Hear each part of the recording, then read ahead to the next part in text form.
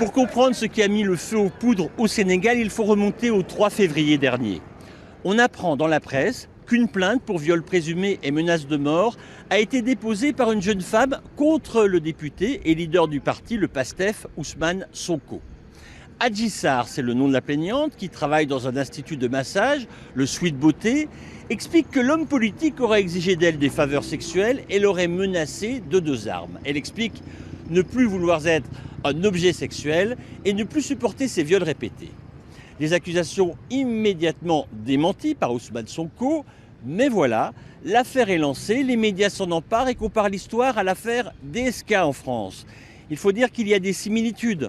Un homme politique en vue, une histoire d'agression sexuelle et une question. Que s'est-il passé non pas dans une chambre d'hôtel, comme avec Dominique Strauss-Kahn, mais dans ce salon de massage? L'affaire Sonko est née et elle va très vite sortir du simple espace judiciaire pour s'inviter dans l'arène politique.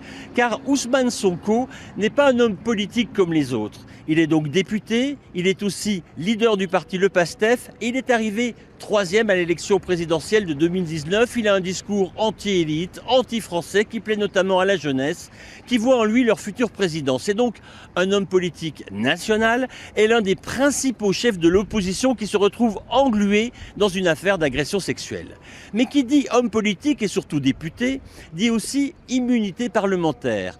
Or, pour que la justice puisse enquêter, elle va devoir demander la levée de cette immunité afin que Sonko puisse être entendu par un juge, ce qu'elle obtiendra le 26 février dernier. L'affaire devient donc politique. Ses partisans expliquent que toute cette histoire est en réalité un complot du président Macky Sall pour faire tomber un adversaire capable de lui faire de l'ombre en 2024, date de la future élection présidentielle.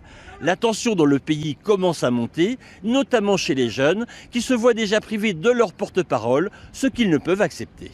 La tension monte au Sénégal, mais c'est le mercredi 3 mars que tout va basculer. Ce jour-là, Ousmane Sonko est convoqué chez le juge pour être entendu. Or, pour se rendre à sa convocation, il va déambuler dans la ville, notamment vers l'université, où de nombreux jeunes le soutiennent. C'est à ce moment-là que les autorités vont commettre l'erreur de l'arrêter pour trouble à l'ordre public et participation à une manifestation interdite et le placer en garde à vue. La colère va prendre le dessus, une partie de la population et les jeunes crient à la dictature et exigent la libération de leur leader. Les émeutes vont alors commencer partout dans le pays. Les Français vont être visés avec Total, Eiffage et surtout Auchan. Des magasins seront totalement saccagés. La colère va dépasser largement l'affaire Sonko pour laisser apparaître une crise sociale profonde. Les manifestants reprochent à la France de piller le pays de ses richesses et de soutenir le président Macky Sall. Ils expliquent souffrir des conséquences du couvre-feu qui les empêche de travailler le soir. Apparaît alors un autre Sénégal, loin des plages désertées par les touristes. Un Sénégal qui a faim et qui s'enfonce dans la crise avec le sentiment que l'État ne fait rien. Les émeutes vont durer 5 jours, elles vont faire des victimes et de nombreux blessés. 5 jours durant lesquels tout le Sénégal va s'embraser avec à nouveau des erreurs du gouvernement. Comme par exemple cette prise de parole du ministre de l'Intérieur qui va comparer la colère des jeunes à des actes terroristes. Comme encore des perturbations de l'Internet ou plus grave, la censure de certains médias avec 2 télévisions interdites de diffuser les images des manifestations. C'est le 8 mars que les choses vont à nouveau évoluer grâce à la justice.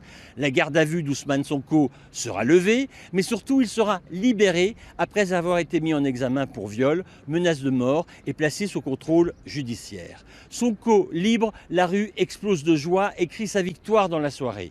Ousmane Sonko, lors d'une conférence de presse, malgré un ton très offensif contre le chef de l'État, appellera au calme. Puis un peu plus tard, ce sera au tour du président Macky Sall de prendre la parole pour lui aussi calmer les choses. Il expliquera avoir entendu l'appel de la jeunesse avec une première décision, la fin du couvre-feu à 21h, afin de permettre à la vie économique de reprendre. Alors oui, les événements de mars se sont passés et l'on peut imaginer que le calme va revenir au Sénégal, du moins on l'espère, mais rien n'est acquis. La crise sociale et économique n'est pas terminée, le chômage des jeunes n'est pas résolu et l'enquête sur l'affaire Sonko se poursuit. Seule certitude, cette crise sans précédent entache l'image du Sénégal, jusqu'ici vu comme le pays stable et démocratique de toute l'Afrique de l'Ouest. Merci d'avoir regardé cette vidéo et à bientôt dans une prochaine vidéo.